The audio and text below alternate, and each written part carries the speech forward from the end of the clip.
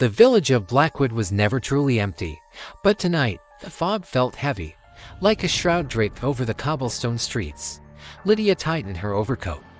The shortcut through the hollow was the only way to reach home before the storm broke. She felt a prickle at the base of her neck, a sensation that she wasn't alone in the gathering gloom.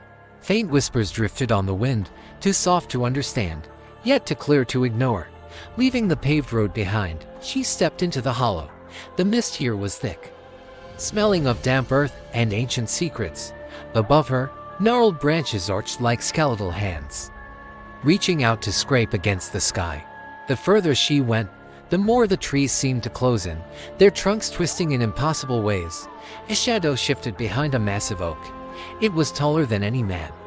A dark void against the gray mist. Dry leaves skittered across the path, though no breeze stirred the heavy air. Then she saw it, an abandoned cabin, its wood rotting and its windows like hollow, staring eyes. The door creaked open with a groan that sounded like a plea for help. Inside, the air was stagnant and cold. Dust motes danced in the dim light, faded photographs of forgotten faces watched her from the crumbling walls. A single candle sat on the center table, without a match, without a spark. It suddenly flared to life. The floorboards began to hum. The very walls seemed to vibrate with 1,000 overlapping voices. The shadows in the corner didn't just move, they gathered, pooling together into a towering, terrifying shape. Two faint, glowing points emerged where I should be.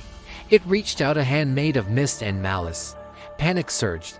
Lydia turned and fled, her boots pounding against the soft earth as she burst back into the woods.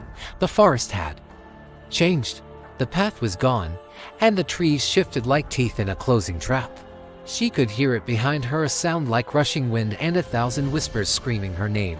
With one final burst of strength, she broke through the tree line. The village lights appeared like beacons of hope. She looked back. The hollow was silent. The mist stood still, as if nothing had ever happened. She walked toward her home, her heart still racing, but safety was an illusion she could no longer afford. For in the shadows behind her, the ghostly figure watched, its whispers echoing in her mind forever.